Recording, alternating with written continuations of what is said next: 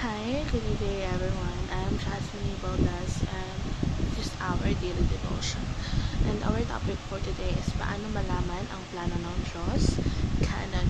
Isaiah 48, it says here in New International Version that the grass withers and the flowers fall, but the word of our God endures forever. Ang ganda, diba? Na parang sinasabi dito na everything will be gone except from the word of the Lord. It's the only one that stays.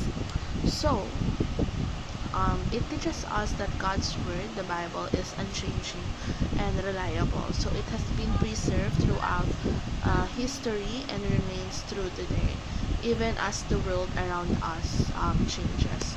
So this understanding definitely inspires us to study the Bible more because it definitely assures us that we are reading a book that contains God's unchanging truth.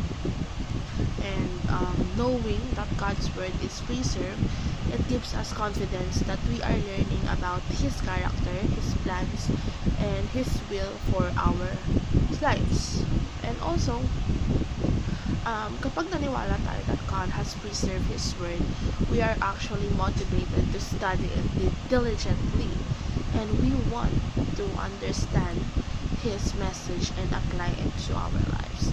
So, sinasabi dito na studying the Bible definitely helps us grow in our faith and deepen our relationship with God. And also, para malaman din natin kung ano ba talaga yung purpose natin sa buhay natin. So, we have to do three things. Dapat maging confident tayo na pinapreserve ni Lord yung word niya, which is, it is really reliable and it is really unchanging. And also, the church recognizes the God's word that is true.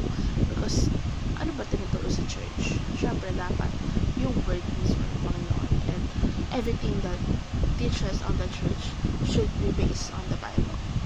Nothing else, nothing more.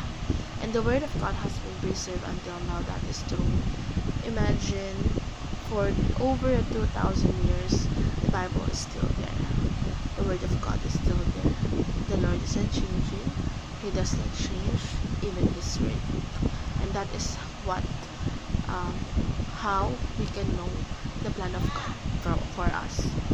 And that is our topic, paano malaman ang plano ng Diyos. Canon. Again, don't forget to read your Bible every day.